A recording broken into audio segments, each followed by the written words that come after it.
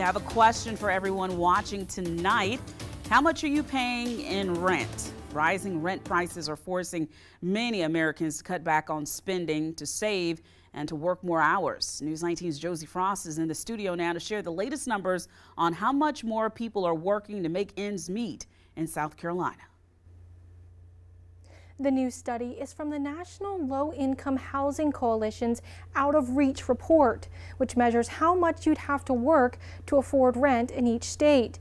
Last year, the report showed South Carolinians making minimum wage would have to work 103 hours a week to afford a modest one-bedroom home or apartment at fair market value.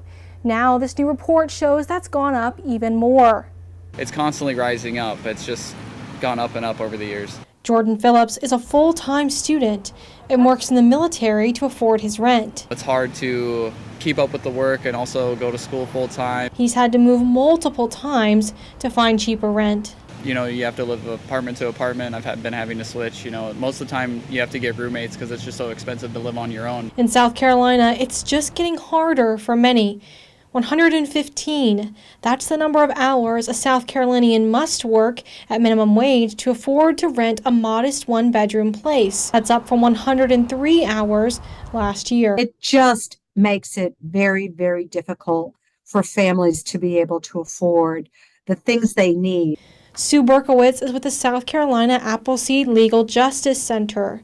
She says a number of factors, including cost of living, low wages, and a lack of affordable housing options, can make it impossible for some to make ends meet. That all leads to both health issues, mental health issues with depression, children not knowing whether they're going to be going back to the same school or whether or not they're going to have to switch schools. For people like Joel Rodriguez, working long hours to support his family has been the norm. In an apartment, you kind of get stuck into that paycheck to paycheck life. He says it's made it hard to afford everyday expenses. I did have to pick up extra hours, bust my behind trying to pull through and supporting me and my family.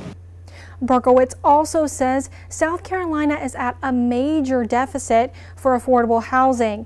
We're short some 90,000 units. She says the scarcity drives up the existing housing options. Josie Frost, News 19, WLTX.